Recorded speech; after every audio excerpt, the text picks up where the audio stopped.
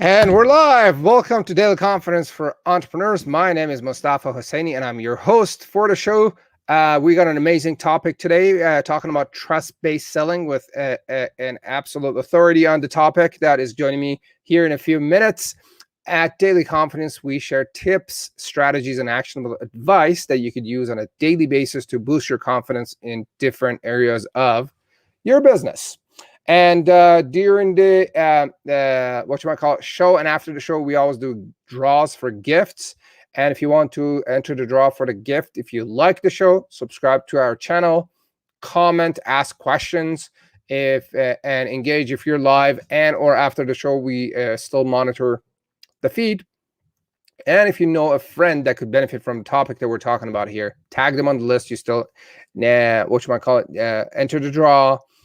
And if you write a review about our show on Google, on Apple, Spotify, and different places, still you enter the draw.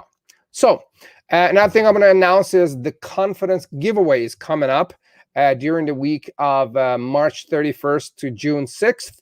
The confidence giveaway is a giveaway that is designed to share gifts with coaches, consultants, and entrepreneurs to help them boost their confidence in different areas of business. So if growing your list and serving more people from around the world is on your radar, joining the giveaway might be a good idea. I'm going to share the link here on the chat box so you can check it out in the comments, and it's going to be in the descriptions of the show as well. So my guest today is Ari Galper. Welcome, Ari.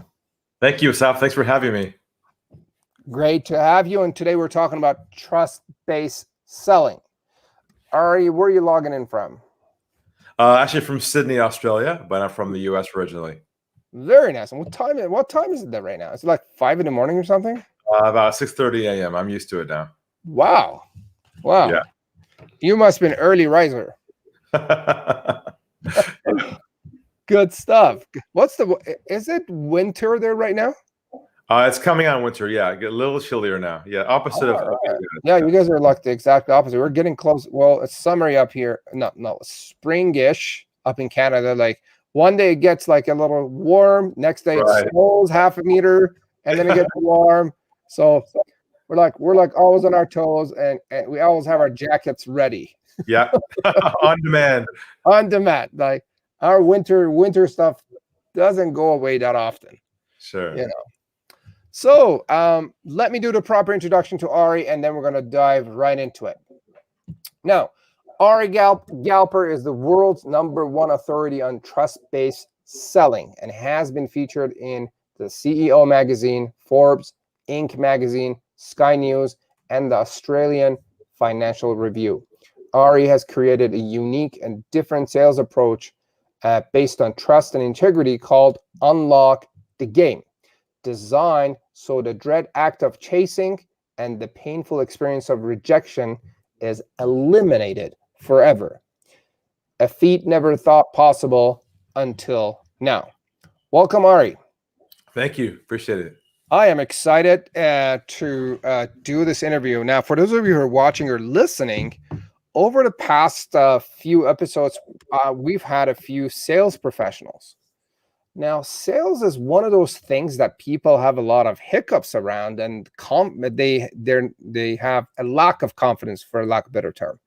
And so I think the past few episodes and what we're talking about today would be a really good booster for sales and boosting your confidence and becoming more confident when it comes to sales. And we got a few different professionals for you to reach out and consult with them, ask questions, and get some coaching to get your sales to the next level.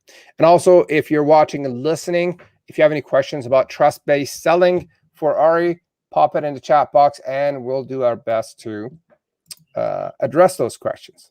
So, Ari, what is your story? Well, you got the accent from the US. I'm from California originally. Met my wife on a dating site online 20 years ago. She's from Sydney, Australia. She was working in Los Angeles. Actually, this is pre-swiping. This is like the days where you email somebody, you have the photo and a profile. That's about it. And we started dating back then. And then she said, "Why don't you come to Australia, visit my family in Sydney?" I was like, "Wow, it's a long trip, but I'll give it a try." So came out to Sydney. We got engaged here, and then we ended up starting our life here. And been here for 20 years now. And real briefly, I just mentioned that our first gift came to our lives about a year after we were married. And that's our son, Toby. And he has special needs. He has Down syndrome, and he's an amazing boy, and he's my inspiration. I wanted to kind of theme today because he's very transparent, very loving, very open. So if you know anybody who has Down syndrome, you know how special they are. So I'm going to theme that today around my approach as I keep going today. Love it. Love it. And is that your only child, or you have more? I've got two. I've got other son, Nathan, 14 now, and Jamie, who's 12. So yeah, they're a handful, but they're great, and they inspire me. And it's very much what I'll be talking about today is how to stay centered and balanced in your life, but still be very successful in the game of selling. Love it. And so what do you do and who do you serve? So I specialize in this area called trust-based selling, which we'll talk about today, which is really a major mindset shift. And I'll talk to you about that because it's going to be about you. And you mentioned earlier how for some people it's challenging to make the sale, it's challenging to play the game. The reason why it's challenging for people is because we view it as a battle. We go into battle. We put our sales armor on. We're ready for bullets. We fight that battle to win that day. Well, that's the old mindset. That's the old way of thinking. I'll discuss today a new way of thinking, a new mindset that will transform your thinking in a way where you'll realize selling can be authentic, easy, and super successful if you deprogram yourself from the old way of thinking. So a bit of a tip there as we talk into this and go into this today and kind of share with people some ideas around that. Love it. Love it. All right. So tell us about trust-based selling. What is the definition of trust-based selling? Well, I think that the core definition of it is that your goal with someone is not to focus on selling. Your goal is to focus only on trust building. When you focus on trust building only with someone, what happens is they feel connected to you and they want to work with you. And I'm going to unpack that today in different layers. And it might make sense if you like to kind of give you a quick sense of the story behind how I invented this and where it came from. We can roll into more tips around that and ideas, stuff like that if you want. Absolutely. Please give us the story behind how you got into this whole thing. Sure. So before I came out to Australia, I was a sales manager at a software company, and we launched the first online website tracking tools like data collection. It's now called Google Analytics. I'm sure you heard of that before, but back then we were the first one to create that online tool. And I was managing 18 people underneath me at the time, and the big leads came across my desk, the big opportunities. And this one deal came across my desk, this contact, and you recognize the name, real big company, lots of websites, big opportunity. If I close this one sale, it will double the revenue of the business in one sale. That's how big it was. So I got the lead. I called the contact back. We had a nice conversation. We agreed to a conference call and a demonstration of our product. This is, it was early days. So this first time they'd seen their data being collected. So it was pretty exciting. It was Friday, 4 o'clock in the afternoon. The whole company was giving me high fives. And they're like, Ari, good job. Because if I get this sale, everyone gets a bonus at the end of the year. That's how big it was. So a little bit of pressure on me, but I was pretty calm. And I went in the conference room with my director, my CEO, and I closed the door behind me. A big, long conference table. In the middle of the table is a speakerphone. You know the ones with 3 legs on it? The old corporate speakerphones? Looked like a spaceship on there. So I dialed the number they gave me. The phone rings. He picks it up. He says, hello. I said, hey, how's it going, John? And I said to him, and he says to me, oh, Ari, let us tell you who's with us on the line today. I was like, oh, I didn't even know someone else would be there. Next thing I hear is, my name is Mike. I'm CEO. I was like, wow, CEO of a whole company? It's crazy. My name is Julie. I'm head of global marketing. Wow, global marketing. This is perfect. My name is Mike. I'm head of IT. I mean, everybody on this call, Mustafa, was basically a decision maker. I mean, this is a call we hope to get as often as possible because they're all there at one time, right? Tough one, eh? Exactly. So I began to introduce myself. Then I started giving them a live demo over the web to show them what it looked like to collect their information in advance on one of the websites. We did it ahead of time. I'm showing this to them on the internet via webinar, and I started hearing this noise on the phone call like, wow, this is amazing. This is great. They start asking me all kinds of questions. How do we install it? How do we use it? How does it work? Who are your case studies? What's technology? They had all the right kinds of questions. I had all the right kinds of answers. I mean, I was competent. I knew what I was doing. I was calm. I was trained in sales. I had all the books at home. I had the CDs in my car back then, the university in your car thing. And I went to the seminars. I was doing everything I was supposed to do. There was so much chemistry on this phone call, Mustafa. It was like a love fest on the phone. Very nice. You know what I'm talking about? Yeah. There was so much chemistry going back and forth. I was getting the high five back here from my boss on my shoulder. He's like, Ari, nice job. Going back and forth. An hour goes by. They're happy. I'm happy. The call kind of comes to a close. And my contact says to me, Ari, this is great. We love it. Look, give us a call in a couple of weeks. Follow up with us, and we'll move this thing forward. And I said to myself, thank you, God. I was so happy. And I said my goodbyes. I took my arm and my hand, and I reached for the phone to hit the off button on the middle of the table where the speakerphone was. And so I'm reaching for the off button by complete accident. Now I say divine intervention. My thumb hit the mute button instead of the off button by complete accident. And a small click happened, and they thought I hung up the phone.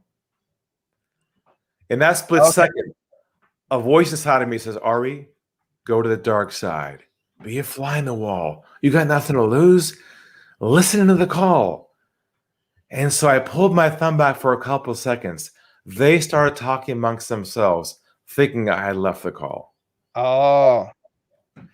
Now, this is not a trick question, but what might you think I should have heard on that call? What would you expect to have heard on the call after a call like that? A lot of good stuff, I guess. They said smoked and that's I guess that's what you would hear. Yeah, you'd expect things like, hey, this is great, let's give him a call. You'd expect momentum towards the end, right? Yeah. Well, let me tell you what they said verbatim, word for word. I'll never forget it. It's why we're here today. What they said was this. They said, we're not going to go with him. Keep using him for more information, and make sure we shop someplace else cheaper. Interesting. Right?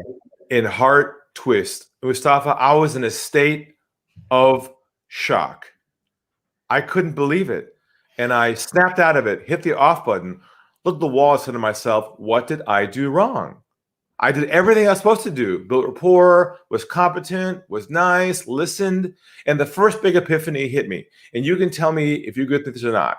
That somewhere along the way, it has become socially acceptable not to tell the truth to people who sell, right? Yeah. It's okay to say things like, sounds good, send me information. Oh, we're definitely interested, without having any intention of what? Buying. Exactly. And I was like, oh my God, I can't believe this is going on. Then I had a big breakthrough. I realized that at that moment, there is an invisible river of pressure that flows underneath your sales process inside each conversation you have with somebody pre-sale. Now, you can't see it and they can't see it, but it is there. And I realized if I can figure out a way in a system to remove the pressure from the process, then I'll build enough trust with someone to have them feel comfortable telling me the truth of where we stand. So I'm not chasing ghosts anymore and hoping the sales will close. And that became my whole unlock the game trust-based mindset revolution, where the mindset shifts from letting go of the sale to focusing on deep trust with people. And that ironically creates a whole bunch of sales. So you figured out afterwards that trust wasn't built enough on that call. Correct. Or before the call. Right, because we've been conditioned and programmed to focus on selling, which is our goal, not focused on deep, genuine trust, which is their goal. See, they've got a problem. All they want is someone they can trust to solve it. They don't care about how you fix it. The whole time they're thinking to themselves, do I trust him? Do I trust him? Do I trust him? They're not saying, oh, do we like his product? It's trust that's missing And I figured this out 20 years ago. And now we have, hundreds of thousands of people using our approach. But the key here is it is a mindset shift to let go of the sale and go deep in the trust-based selling process. And I'll share some ideas today on how that all works. Absolutely. Hey, George, Nader, Troy, thanks for joining us. If you guys have any questions or comments, feel free to pop it in the chat box about trust-based selling, as Ari is sharing his stories and his experience with us. Now, what happened after that, Ari? How did you nail down that this was actually a trust issue and not a presentation matter? Maybe your brochures were not spiffy enough, or, how did you figure out that, this is the problem? Well, they gave me every indication that they actually loved this product. They said it was the dream. It's what they hoped they'd get. But with their hidden agenda, which I discovered through the truth, was they were just using me to shop someplace else. So in retrospect, people always ask me now, if I knew now what I knew 20 years ago, what would I have done differently, right? What would you have done differently? And the answer to that is I never would have had the call. Really? Because I would have discovered on our first conversation with that gentleman what the true agenda was. And that's the key I'll be talking about today. I'll be talking about ways to get to the truth from the beginning, not the end. Love it. That's how you qualify and filter to your people. I can't wait to hear more about that. So before we get into that, tell us what some of the myth about people have about sales. Yes. So there's 3 core myths that are still lodged in the back of our mental hard drive that I've got to reboot for people to be ready for this new concept, because it is a bit of a shift. The first one, you probably heard this one, it's called sales is a numbers game, right? Mm-hmm. It's a very common one where we're taught that the more contacts we make, the more sales we should be making. Yeah. Well, we discovered in this economy now, it's not about how many contacts you make anymore. It's about how deep you go on each conversation. Not how good you are at how many contacts you make, but how good you are at trust building. Love it. What's the next one? The next one is that the sale is lost at the end of the process. I'm sure you've been there before. So many people listening where you've had a deal pending, you work hard for it, at the end it's supposed to come through, it just drops out, just disappears on you. You know what I'm talking about? Yeah. So we discovered that the sale now is not lost anymore at the end of the process. It's now lost at the beginning. Actually lost at hello. And I'll prove it to you right now in a fun way. If someone calls your office tomorrow morning, Mustafa, and you pick up the phone and you hear, "Hi, my name is, I'm with, we are a," what goes through your mind in about 3 seconds? Get me out of here. It's over at hello. Not interested. Done. Over at hello. Now, I'm not suggesting that your folks are all making outbound calls, but I will make the case today that most of your people listening now are losing their sales not at the end of the process. They're losing it where? At the beginning. At the beginning. And that'll shock people as they're hearing this recording today. They're going to go, "Oh my God, after all these years, I thought it was about the close. Turns out it was lost way in the beginning." And I got one more. All right. What is it? The last myth is the idea that rejection is part of the sales game.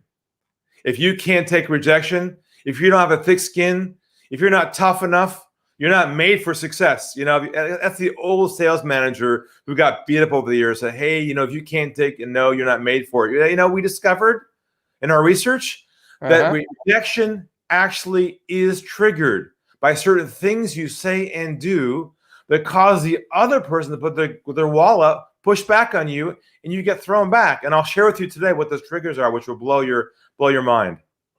Love it. So far we got sales is a numbers game, but it's actually a matter of how deep you go with your prospect.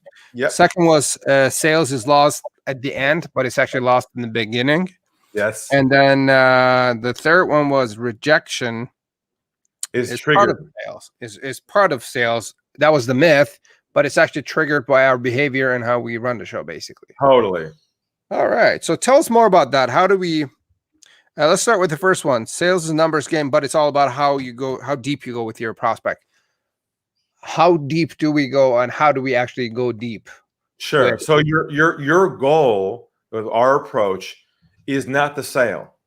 Your goal is the truth, to create what I call a bubble of vulnerability with the person, so they feel comfortable trusting you at the human level, authentically, and they feel comfortable telling you the truth of what they feel, what they're actually saying. I'll give you an example if you want of this. A quick story around this. Recently, I had a phone call that came to my office, got through my team, got to me, and I picked the phone up and I heard this. I heard, "Mr. Galper?" I said, "Yes." He says, "My name's," I'll change the name, "John Johnson. I'm with XYZ Company." You recognize the name. They're a global business. And he says, "I'm with XYZ Company, and we're looking to bring someone in to change our sales thinking and our upgrade our skills for a whole sales team. We're looking at you and two other people right now. We'd like to know, first of all, why should we go with you? Why are you the best? And give me your best sales pitch." He says this to me, of all people in the world, you know?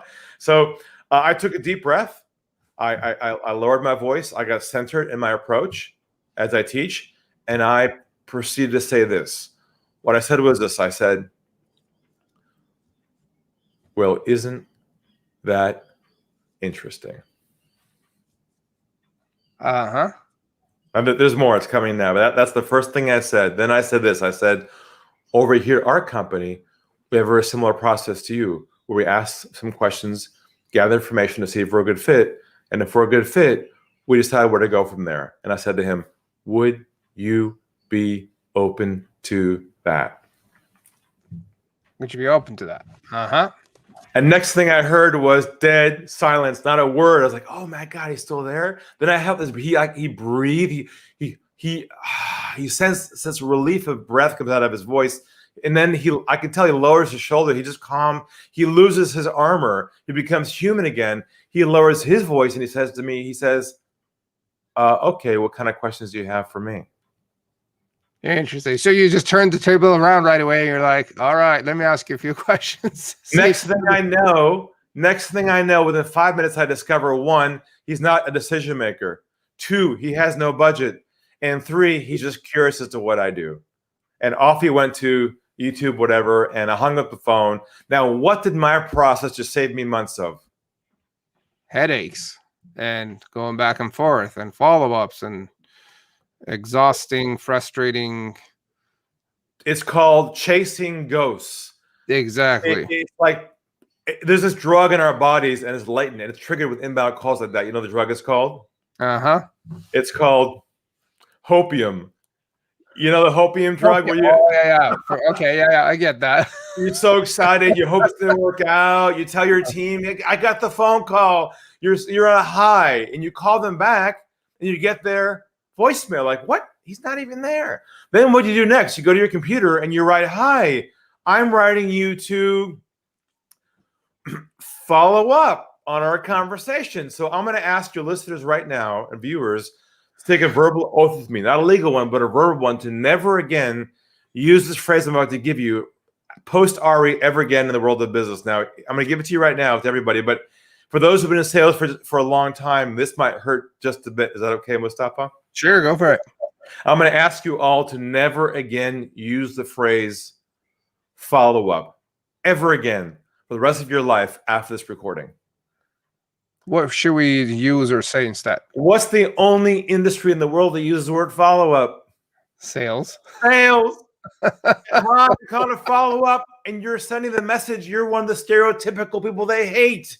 I'm calling to move things towards my sale. Oh, there's a few more classic ones. Remember this one? I'm just giving you a call to check in. Remember that one? Yeah. There's one more. I'm giving you a call to touch base. These are like classic 1980s languaging that just sends the wrong message. So we have our own language we created called trust-based languaging. It replaces sales languaging that you're used to. And here's what you say instead. You say, "I'm giving you a call to see if you have any feedback on our previous conversation, any feedback on our proposal, any feedback on our last meeting." See, feedback's going backwards, not forwards towards a sale. Your goal, and here it is, this is a bomb about to drop right now. Your goal is not to move the sales process forward.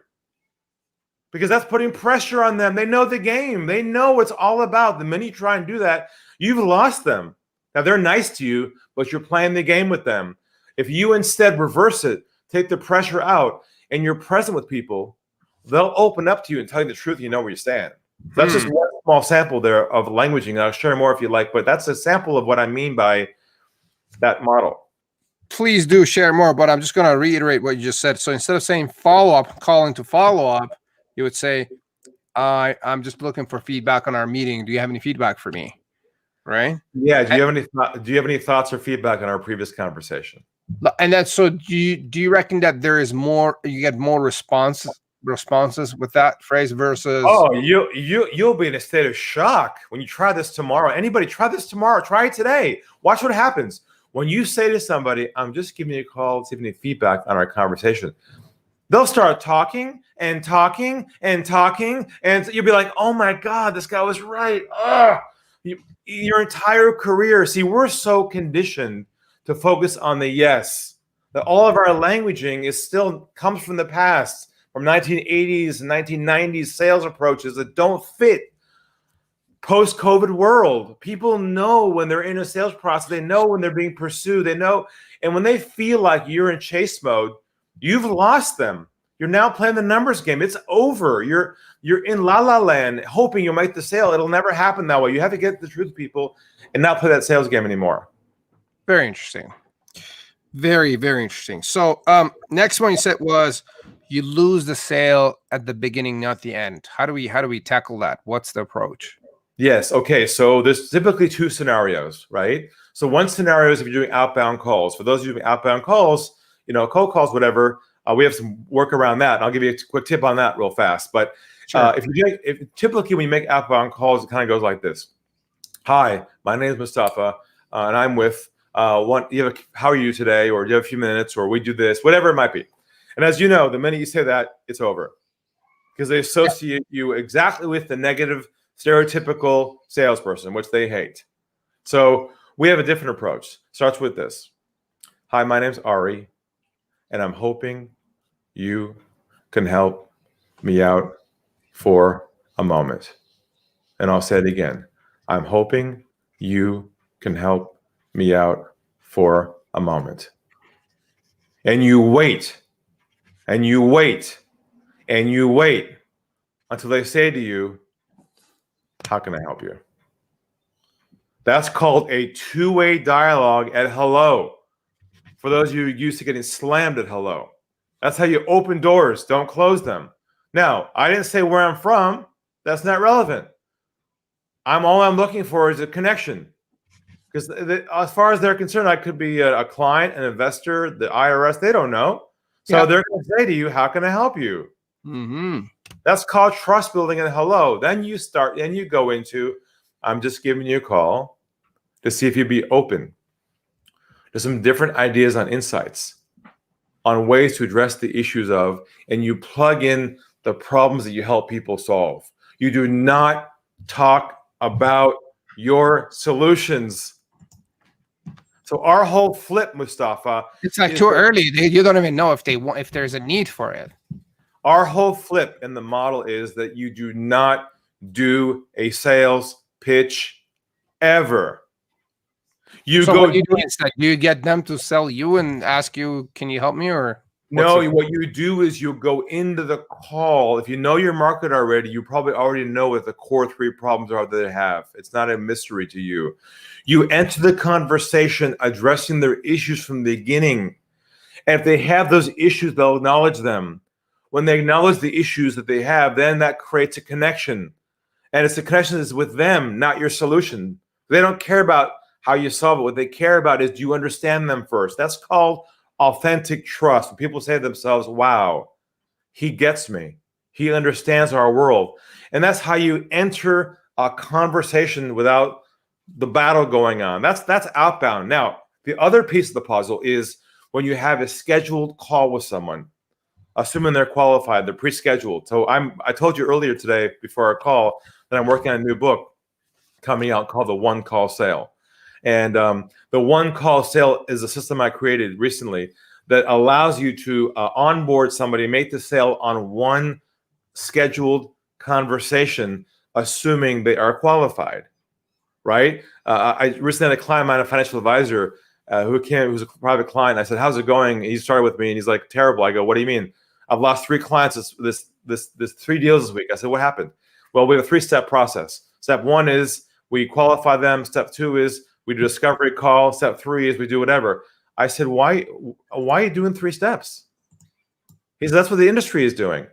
I said, "Well, how's that working for you? Do the whole thing on 1 call. The only reason why you're going to 3 steps is because you don't know how to build trust with them on the first step." Think about it. Yeah. They've got a problem. All they want is someone to solve it. They don't want multiple steps and hoops to go through. They just want to find someone they can trust. And here we are. What are we doing? We're adding steps and information and opt-ins. And they're like, "Oh my God, we have lost our way. We've been so conditioned to put obstacles in front of us and the client because we've never been taught before how to create real trust with people." Love it. Love it. Love it. Love it. So while we're at it, how do we build that trust in that first call? Okay, here's how you do it. So the call begins. Now, here's the kicker on this whole thing. We've been taught over the years by the sales gurus that our job is to build a relationship with someone in the beginning, to get them to like us and know us, build rapport with them. And what I'm gonna drop a bomb right now. I'm gonna say that building relationships pre-sale is a mistake. You only build a relationship with them post-sale, not pre-sale, because trust building is mutually exclusive from relationship building.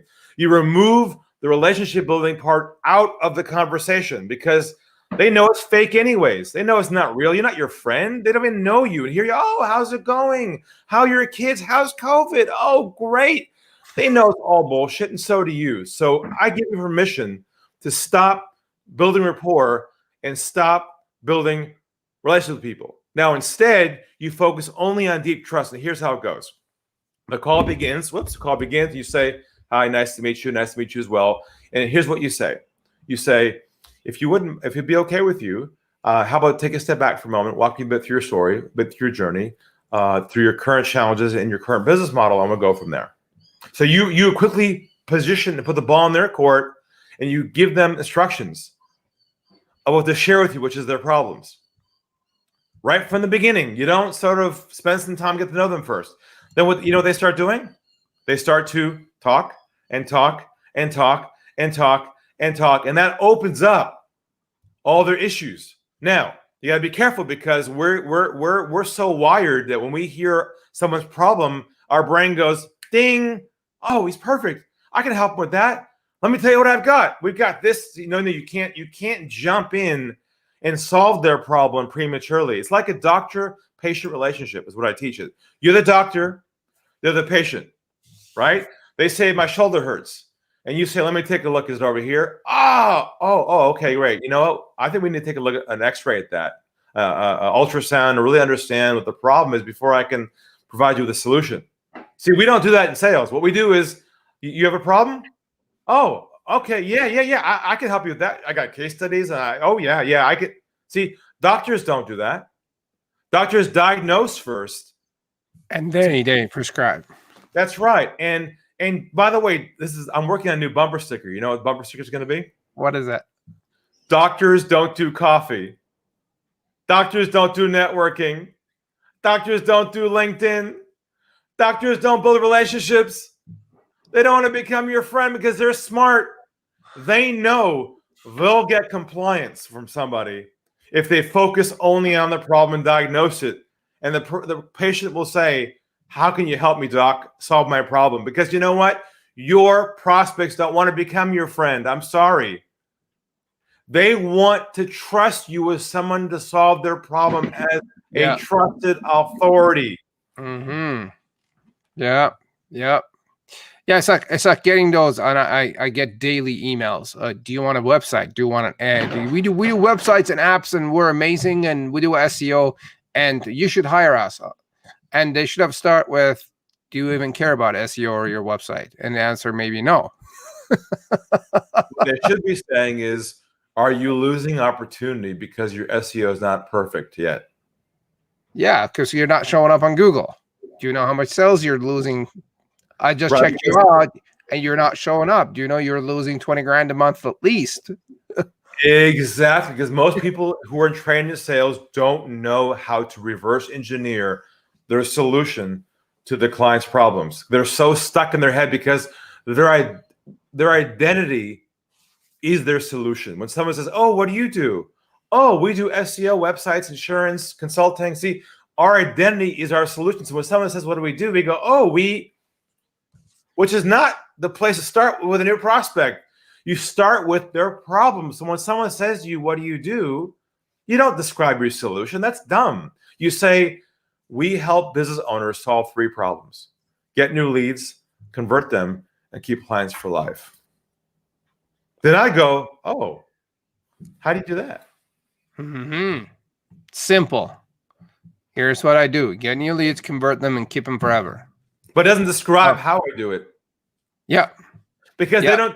the customer doesn't care about your solution. Oh man, you're like They're not even qualified to determine whether your solution is best for them. They're not even an expert in what you do. And here we are. Here's a demo. Here's what we do. We got it all backwards. Oh yeah. It's like that whole 3 words or phrases that you just like, we find leads, convert them, and keep them, right? It's like that replaces a 5 or 10 minute speech. It's like when you ask them, what do you do? And they just start doing, info puking on the prospect, and they never stop. And the guy's like, oh, okay, then let me talk to my cousin and I'll get back to you. Right? You know what? That goes to what you just said is important, Mustafa, because that goes to the notion that our job is to do free consulting, free education, give value away. I tell my clients, stop giving value pre-sale. That's the dumbest thing to do. The whole world's doing that right now. Instead, focus on giving them clarity on their problem, not value of the solution, because they don't care about your solution. And why are you doing free consulting anyways? Are you a nonprofit or something? Stop educating people. The world will need more education right now. All right. So you're saying don't do value before they buy? Absolutely not. That makes no sense, because when you start giving too much value, you know what they say? They say, "Oh, this is great. Thank you so much. This is fantastic. Let us digest this for a bit. I'll get back to you next week and we'll go from there." You know what you end up doing? You end up chasing them and chasing ghosts, and you're in a dysfunctional relationship now where you're pursuing them. You're degrading your positioning, and now guess what you become? The salesman everybody hates. Yeah, or they go spend their money somewhere else. Do not educate people on your solution.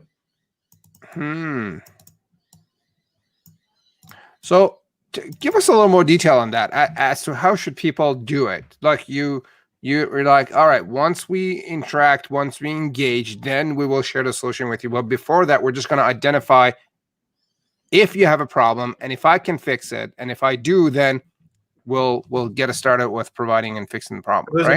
There's a missing piece in that, which I'm talking about in my program. But there's the piece to bridge from the problem. So here's the key: when you unpack their problems, it's called going down the iceberg. When you can go down 5 levels deep down their problems, you help amplify the issues and ROI the losses because of them. You have to ask this question.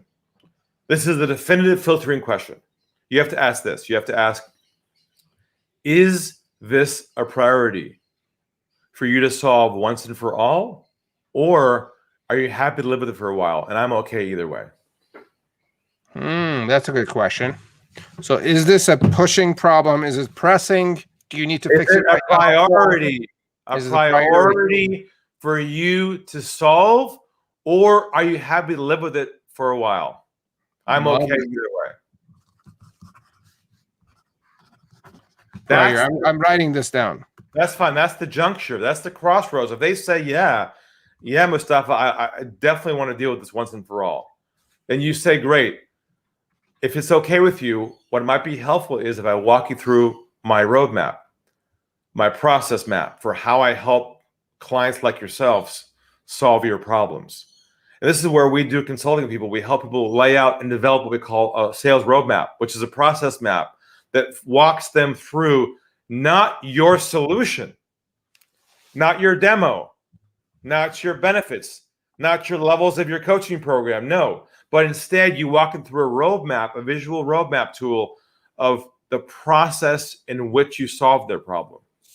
And they're now buying the process, not buying your solutions.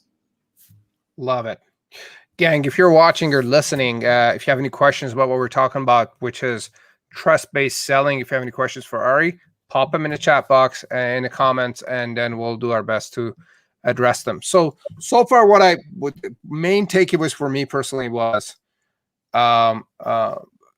qualify in the first place before you deliver any value, and then don't do value before they engage. Right? Wait till they pay you before you give away your solution. Okay. Unless you're not. I have firsthand experience with that myself. Most people have. Right. All right. Good advice there. So, Ari, what are the core principles behind your approach? That how do you go about you do this whole thing? So I'll share with you a couple. For the first one is the principle of what I call always be diffusing pressure. Always be taking pressure out of the conversation, always, and be conscious of it. Let me give you an example of this. So we designed our own what we call trust-based languaging, which I mentioned before, which is triggers for that builds trust with people. We have a whole set of languaging mapped against every single scenario. Let me give you one right now that proves this point. So let's say, for instance, you have a call with somebody, our first conversation, and they're qualified. It's a good call. It's going well. They look like they're going to be a buyer, and the call kind of comes to a close. What are we trained to do typically at the end of a call like that? What do we say to someone normally? If it looks like a good fit, we say to them what? How about we what? How about we schedule another call? Exactly. How about we move things where? Forward towards the sale, right? But what happens if you try and move somebody forward and they aren't ready yet? What do you break right there at the beginning of your process with them? Trust. You've lost them. Yep. So same scenario, our approach, okay? Call's going well, good opportunity, could be qualified, looks good, chemistry's nice, call comes to a close. Rather than saying, hey, how about we go this direction? What we say instead is this. We say, where do you think we should go from here? Love it. And I'll say it again. Where do you think we should go from here? Now, what is happening here? What am I doing here? Getting permission, I guess. I'm shifting the power to them. Mm-hmm. And usually, when you say to somebody, "Where do you think we should go from here?" they're usually in a state of shock. They can't believe somebody's asking them what they want to do. This is so foreign to them because they're so used to people pulling them down a linear process. They know where they're going and they know the game, and the guard's up, and they're seducing you with little stuff you need to know. And you're like, oh, this is great. They're not telling you the truth. I promise you. At the end, you find out it was lost in the beginning. So here's what's interesting about this. When you say to somebody, where do you think we should go from here? What happens is they say things like, well, I've got one more question. Or, well, what about this? All of a sudden, you know what comes out? The truth. And that's your goal. Your goal is to build trust with people in the beginning so they feel comfortable telling you where you stand. You're not playing the ghosting game and wondering. Oh my God. So I love that, man. Like I'm all about simplicity.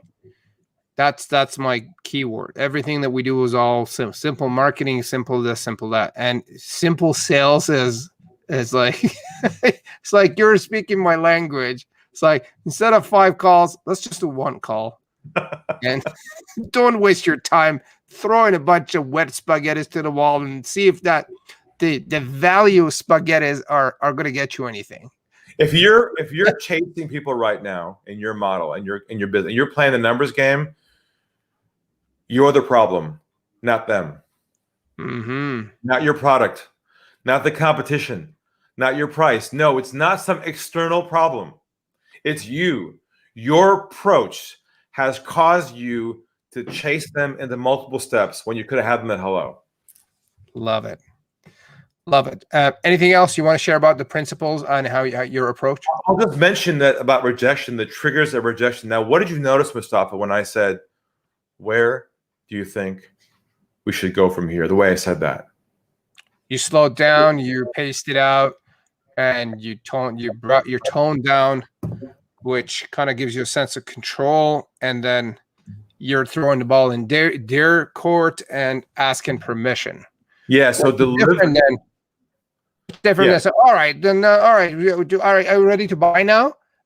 Can I have your credit card? This is not scripted. Hey, we should go. This is natural language. You got to be calm, lower your voice, create space between your words, because what happens is we speed things up because we're excited. Oh, great. But you know what? That creates momentum. When you create momentum with people, their guard goes up. You got to learn to slow things down to create space for them to engage inside your world. You can't move quick. And that's what happens. Even though you're a professional and your heart's in the right place, you don't even know it, but you're moving quick because you're hoping to get to the next what? Next step, which is exactly the brainwashing you have to deprogram from immediately. And so what I'm noticing is if you don't ask that question, what you're going to get is the chasing game.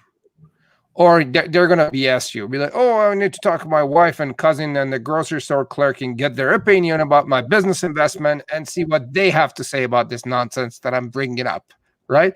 Versus say, where do you think we should go from here? Yeah, because that gets the truth. Yeah, I love it. I love it. And it goes back to the thing you said earlier, saying we never want to sell. And I learned this, I don't know from who, they said people want to buy, they don't want to be sold. It's like you give them the chance to bring up the objections and guide you about what they want. And there's that hidden objection, which you may never hear if you start pushing and getting all salesy and all that, which I absolutely love it. Gang, if you're watching or listening, Ari is sharing some great value, just like dropping value bombs, like right, left, and center. And if you have any questions, pop in the chat box. Yes. Yeah, any questions, feel free to ask me now while we're still here. But the funny thing is on this, over the past 20 years, here's what some people do. Some are on the extreme side who are pursuing, and some over here go, I don't do that. I don't sell. I'm just me. I just show up, I give value, and if they want to buy, it's up to them. They're two extremes. And they're both wrong. You got to be in the middle where you have a process, but you're focused on the truth of someone. And you have our languaging to activate that. And then what happens is human nature is to trust you and tell you where they stand so you can disengage with them or let them go or move forward. You have to have a framework here for you to see who's a fit and who's not a fit. Love it. Ari, tell us about the gift that you're sharing with our audience. Sure. So we have a free intro course. If you go to www.unlockthegame.com, it's a chance to get some more insights and more information and more languaging that I've talked about today to really get a better sense to see if this approach resonates with you. If it resonates with you, great. Come forward, have a chat with our team, or grab one of my books, whatever you like. But don't be afraid to let go what you're used to holding on to for all these years and asking yourself why it's so hard and so difficult to make sales, because you know what? The world has changed. If you're still selling the old way, you're in for a lot of pain. Absolutely. So gang, if you're watching or listening, to get access to Ari's free intro course, go to unlockthegame.com. The website address is unlockthegame.com. That's where you get access to his course. Take a look at his website, the books that he's got. He is #1 authority on trust-based selling. And if you feel like you resonate with what we talk about here, the simplicity, the mere simplicity of the process that he's shared, reach out, get a hang of him. And when you chat with him, tell him that Mustafa referred me. And maybe he will throw something in for you. I'm joking. I don't know. Anyway, so, but I've been around this game for a while, and you're just like sharing some real good stuff here that people could use, like starting today. And I'm guessing this is just the umbrella. You're not even touching the surface yet. This is the tip of the iceberg. If you knew what we had behind this at a deep level, it would change your whole life, because this applies not just selling, it applies to relationships, kids, your wife, your husband, negotiation. This is trust-based communication. This is real trust with people. If you can master the art of this, your whole life will transform. Love it. Love it, love it, love it. And simplifying this whole sales process gives you confidence, right? That's the whole theme of our show. Well, it lets you be centered in yourself. You see, yeah. You become the real you. You can take the sales armor off. You become authentic, and they feel that you are for real. And you actually, get this, you actually care about them. Absolutely. You actually care about their problem. That will make a massive difference. When you go, all right, you go from selling to diagnosis and prescription model, the results are going to speak for themselves. Guaranteed. Guaranteed. That's one thing I can say guaranteed. Right? All right, so let me ask you some questions. What are some top 2 or 3 books that have made a massive difference in your life or in your business? Well, there's a book by Tim Grover called Relentless. If you know Tim, he was the coach for Michael Jordan and Kobe Bryant in terms of their, private coach and all that. And what he talks about is pretty powerful in terms of having mental freedom, letting go of all the strings holding on to you, and not being your natural self and being your elite self, and all this really cool stuff. And I think the book Flow many years ago was really powerful, where I forgot his last name, but the whole idea is to remove friction and resistance from your life and what you do, and flow through your day. And when you master this, unlock the game, trust-based selling, you flow through your day and money flies your way. And you know what? It feels effortless, because you're no longer fighting the battle anymore. You're just talking to people and helping them solve problems. Absolutely. Any other books? Those are the top 2 right now. I was just like yesterday or today reading a book about, and I'm trying to look it up here, about reducing friction and force to get more results. It's like, and the whole idea was when you try too hard, when there's struggle and there's friction, you're going to have probably a hard time getting results. Right. And so that book Flow, I think that probably the same idea. Very similar. Yeah. All right. Now, Ari, if you had a Facebook ad or a Google ad where everyone on the internet could see, what would your message be for people? Stop selling. Create trust instead. Trust instead, which is like the theme of what we talked about today. Correct. Love it. Love it. Love it. What's one piece of advice that made a massive difference in your life? Probably from my dad, who always said to me, Ari, if the world and the majority of the thinking is going that direction, always make sure you go the opposite direction. And this approach is contrarian. It is the opposite of what the sales gurus have taught and are teaching today.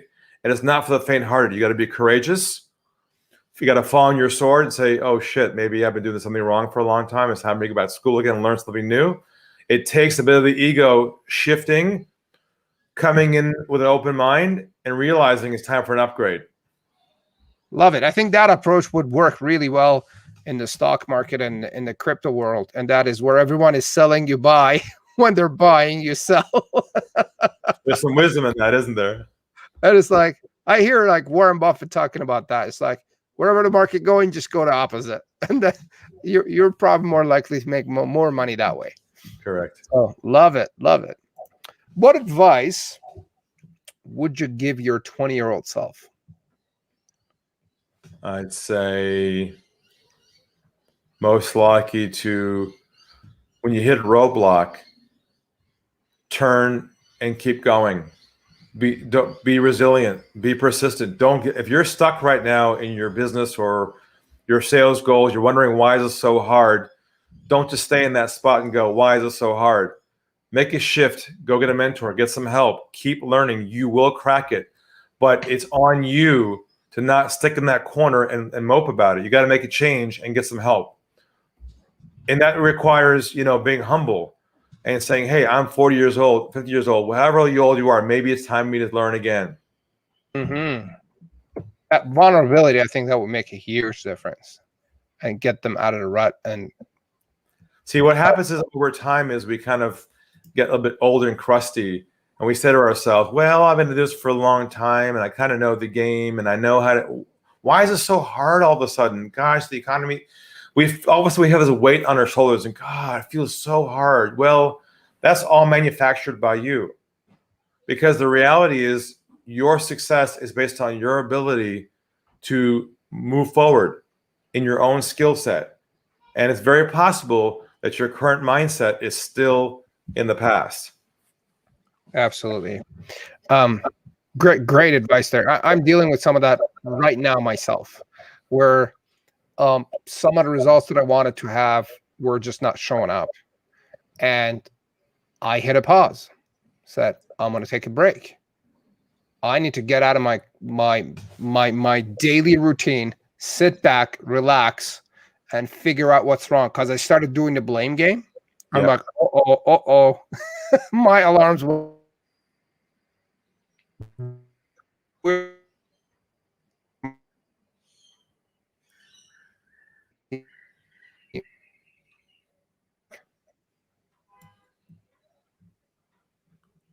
I'm here. I'm here. All right. I think I think it was maybe my internet.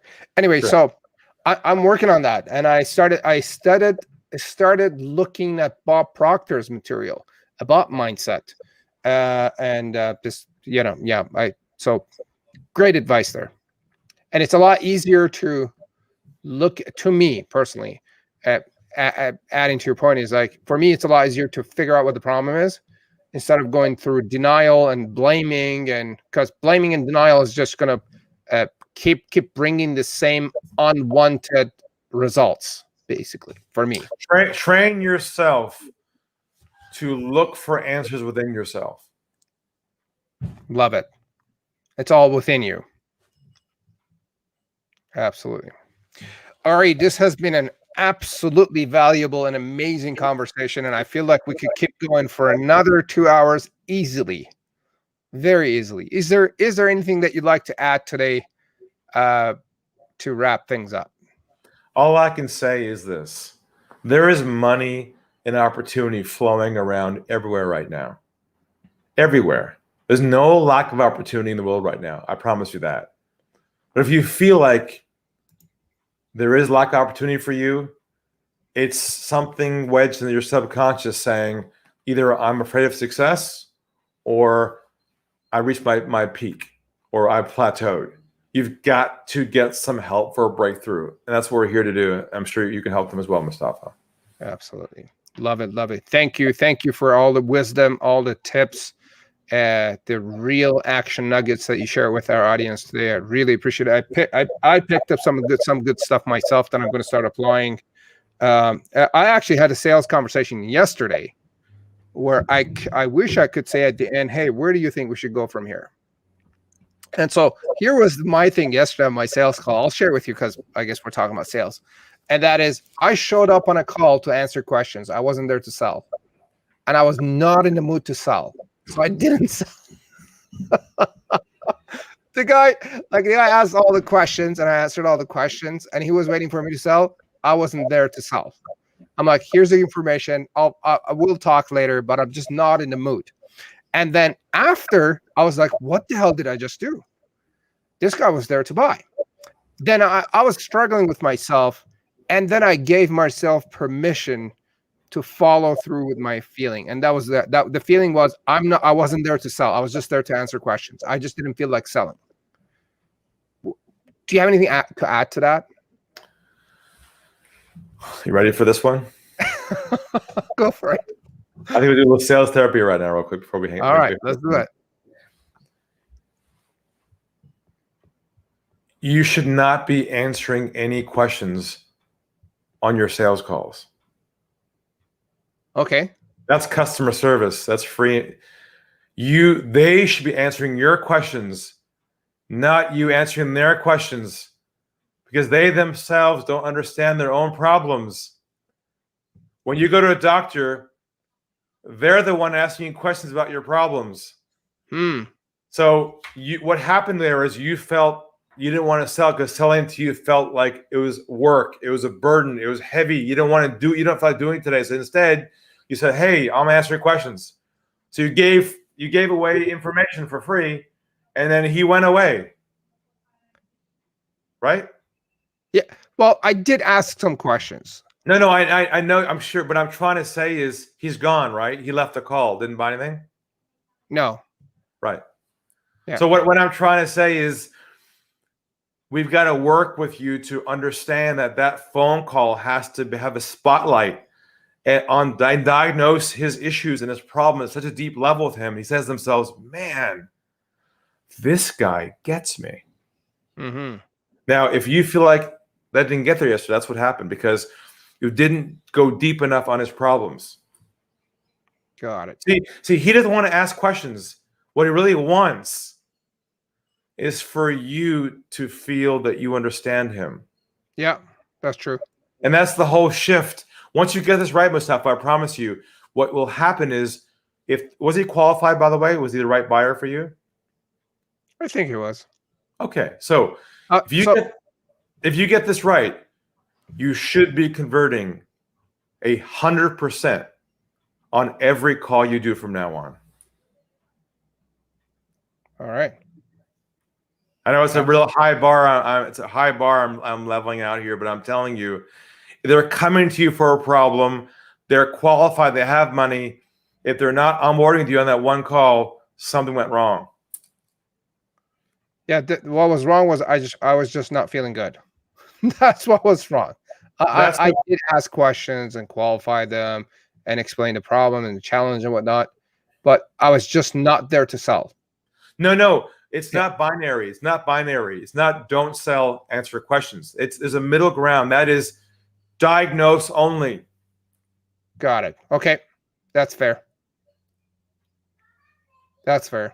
Because the doctor example, doctor comes in to diagnose. Oh, well, what if the doctor doesn't feel like diagnosing today? That's how I felt. Then he might go to jail if he makes a mistake. That's what happens. Yeah. You see, it's unethical for a doctor to provide a solution or answer questions unless he diagnoses the problem first, because he can get sued. He can kill the person with the wrong information. That's why you've got to take the responsibility of ethically not providing information to somebody until you fully understand their problem and they own it. Exactly. It's responsibility that we have. Absolutely. 100%. Ari, thank you very much. Like I said, I think we got to do another call later this year and chat more about what you do and share your expertise on sales and trust-based selling, because it's one thing to go out there and try to push and or be afraid and scared of this whole selling process. Sales to business is like water to flower. Sales to business is like food to your body. Without it, you have no business. And so you got to get over it. You got to like it. And what better way than having trust-based, heart-centered approach to your selling versus either going like, you either don't do it because you're afraid of it, or do the pushy approach, right? So go to unlockthegame.com. download or sign up for Ari's free intro course. And if you resonate with him and his message, do reach out. and then we'll go from there. Anything else that you'd like to add before we get going? Look, maybe we'll talk again when my book comes out. It'll be kind of fun. But I would just encourage people to not just listen and go, oh, that's a good idea, but reach out to learn more and find out what's behind the scenes here. Because once you get access to what we have, you'll never look back again. Fantastic. Fantastic. Agreed 100%. Now, gang, if you have questions for me or Ari, pop it to the chat box in the comments. If you have any topics that you'd like me to cover or bring an expert to cover that topic, pop it in the chat box or on the comments, and I'll do my best to invite an expert to cover that topic, and we'll take it from there. Thank you, Ari. I really appreciate your time and expertise, and I look forward to working with you in the future. Now, gang, again, later this month at the end of May, the confidence giveaway is coming up. If you want to grow your email list, hang out with the community, and follow a proven model and process to build your list, because with your business, you probably need a list of prospects, and that might add some value to your business. And having a network of other business owners who could refer to you. We do community building and list building. Last time we did this, people were really happy about it. So if you want to check it out, go to dailyconfidence.show/join, and you could join as a contributor. Check the information, the requirements, and the obligations. And if it's a good fit, then we'd love to have you. Thank you again, Ari. Thank you for joining us, gang. As usual, if you have any questions, pop them in the comments or reach out to us, and we'll do our best to get back to you. My name is Mustafa Hosseini. Thank you for joining us, and we'll see you on our next episode. Bye now.